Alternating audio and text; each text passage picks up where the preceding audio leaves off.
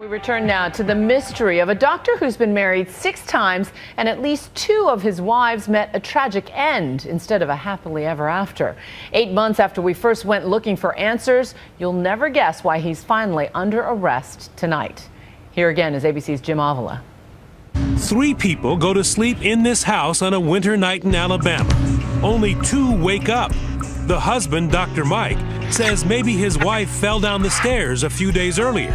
But no one, not him, nor her mother, who was there, saw or for that matter heard Shirley Seitz die.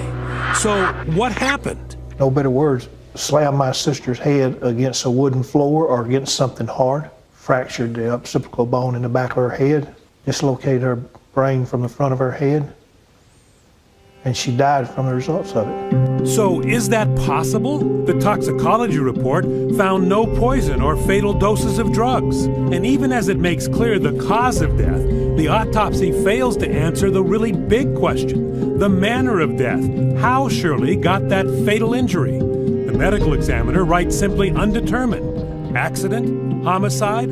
Can't tell.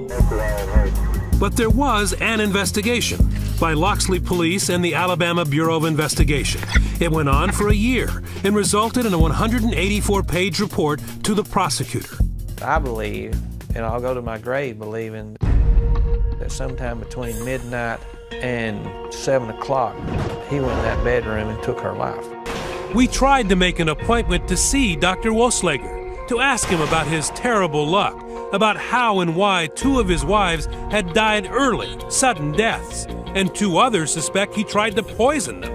But the doctor wouldn't see us, turned down our request for an interview. So we went to see him.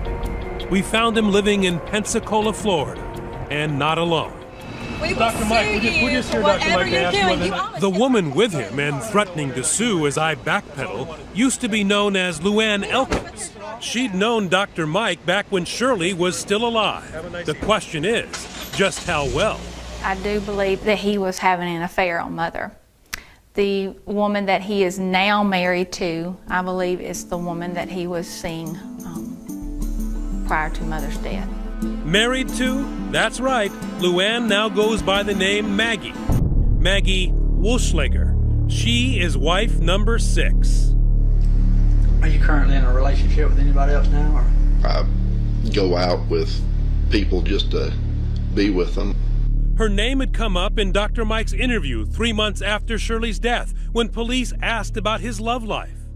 I've been to the movies with Luann, and I've actually babysat Luann's 2 sons. Not really dating. I mean, I see. Well, none of them are dates per se. No. Dr. Mike denied to police that he cheated on Shirley. But Sharon says she believes it could be another motive for wanting Shirley out of the way. There's too many red flags with what I have discovered in reference to her. When we found Dr. Mike last year in a fast food parking lot, wife number 6 was not happy to see us. But we did get to ask that critical question. I want to know whether or not you murdered Shirley. That's all we want to do. All we want to ask. Did you murder Shirley? No, I did not. When Shirley married this man, she had $500,000 in liquid assets plus a home and 15 acres of land. And what happened to your sister when the money ran out? What happened to her? She died. Wohlschlaeger told us back then he had no money, was living on food stamps, and couldn't afford a lawyer. But he needs one now. Just 3 days ago, police arrested Dr. Wohlschlaeger for the murder of his wife Shirley. 4 years after her death, 8 months after ABC News first broadcast the story, Dr. Wohlschlaeger is finally behind bars. The family's private investigator told us today that without the original 2020 report, he doubts that might ever have happened. If convicted, Wohlschlaeger faces either a death sentence or life in prison. His court-appointed attorney told ABC News today Mr. Wohlschlaeger will be acquitted. There are reasons it took the state of Alabama this long to indict my client, and it's obvious that those reasons are not favorable to the prosecution. The family says they're ecstatic, but are staying mute for now to allow law enforcement to do its job. But anytime he needs to remember, little brother Ricky drives up to that quiet spot in High Rock and listens for the sound he's been missing, his big sister's voice.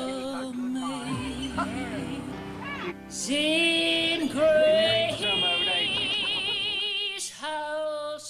got a CD of her. Sometimes I just sit there and listen to her sing Amazing Grace. It's still ours.